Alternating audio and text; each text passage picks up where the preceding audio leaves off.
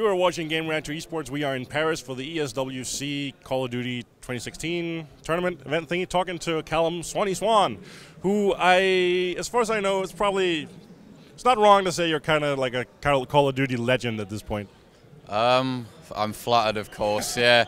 I think I'm somewhat regarded as a veteran in the scene, not particularly because of my skill level, just because I've been playing for that long. I think I've been competing now professionally for around 6 or 7 years, so it's a long time.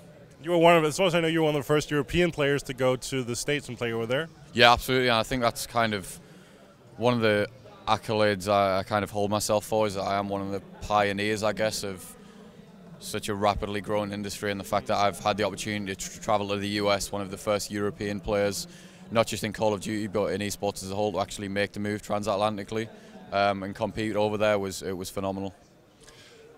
You've been doing pretty well in this tournament so far. You won your first 2 games and you're playing the quarterfinals later today.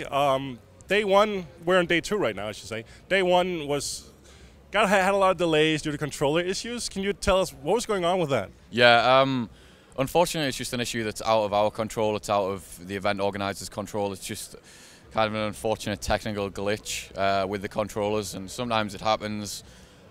We've experienced multiple similar problems before at events, and you just have to kind of accommodate for the delays, and thankfully the guys who were running the event were incredibly good at kind of foreseeing the whole thing and ensuring that we got on track as quickly as possible. But it didn't really affect us that much. As you said, we managed to pull out the win in the end, so it was good.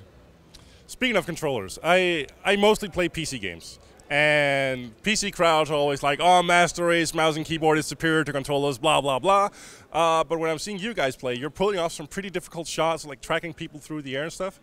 So for a newbie like me, do you have any teams to make my console aim better? Well, I mean, firstly, it's an incredibly controversial issue, and despite the fact that I am sort of a stalwart console player, I will testify to kind of the incredible skill level of the mouse and keyboard.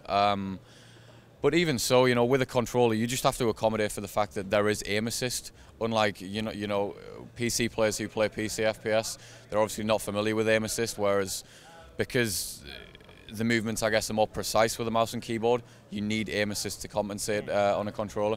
So it's just about kind of ensuring that you're accurate, but not, as long as you have the crosshair near them, and just kind of getting used to the exact movements, I guess, of the thumbstick. Because in comparison to a mouse, when obviously you're using a large area of the mouse mat and you're moving it around a lot, the movement of the analog sticks are so fine-tuned and so precise that it takes quite a lot to get used to. So a lot of it's practice, I guess? Yeah, it's like anything, like any conventional sport. It's just muscle memory and kind of how developed your hand-eye coordination is, and all it takes is time, as I said. It'd be the same, I guess, if I tried to transition to a mouse and keyboard, maybe Counter-Strike or Call of Duty on PC. I'm sure I would be nowhere near as successful. I'm guessing, well, with the changes that the last 2 games had, with the movement and the double jumping and bringing a lot more verticality to the game, you guys have had to adjust your aim as well on that? Well, yeah, absolutely. I mean, that's kind of one of the inherently different features, I guess, of Call of Duty that separates it from just about every other esports title, and that every year we have to adapt to a new game, and therefore a new meta game, a new play style. And obviously throughout the past few years, as the movement system has developed, as you said, the verticality, it's forced players to be really on top of their game, because there's no guarantee that perhaps either myself or my team going into the next game that we're going to be as good. So we need to ensure that when the next season starts, we're playing as much as possible. You can't just kind of rely on your success on previous titles, so to say. This has been a sort of landmark year for Call of Duty esports with the introduction of the Call of Duty World League. Whereas I guess before you didn't have like regular seasons and stuff leading up to World Cup. So how's that transition been for you guys? Well, this is perfect. I mean, this is exactly what we've been looking for.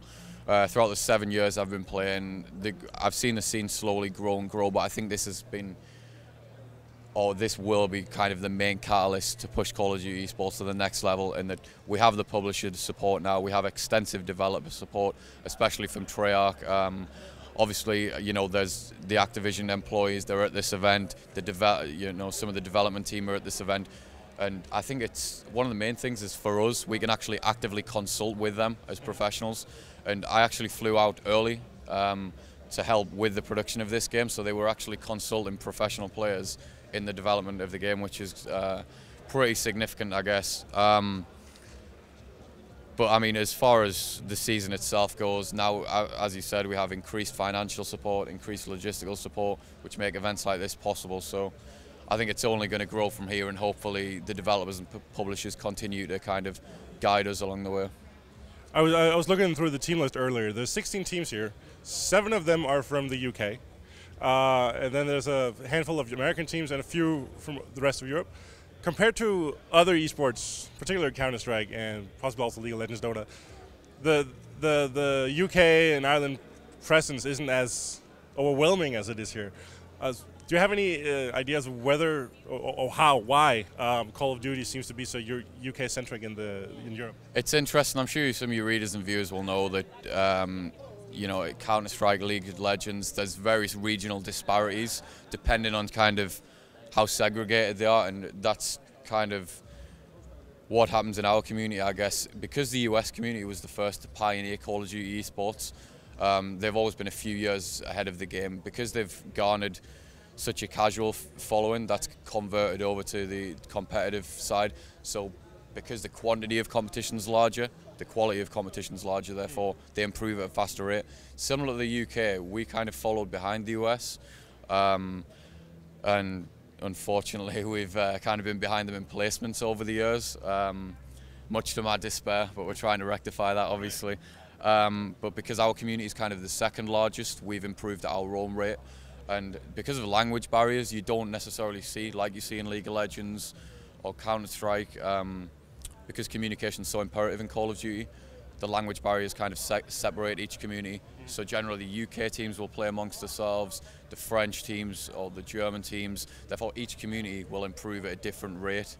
So I think one of the main things is trying to unify it, and obviously this is what the Call of Duty World League is trying to do, and really internationalise Call of Duty, I guess, because if not, then each community is going to continue to improve separately, and the US guys will continue to improve at a linear rate to us, so it's going to be hard for us to overtake them unless we can compete against them regularly and compete against each nation as much as possible.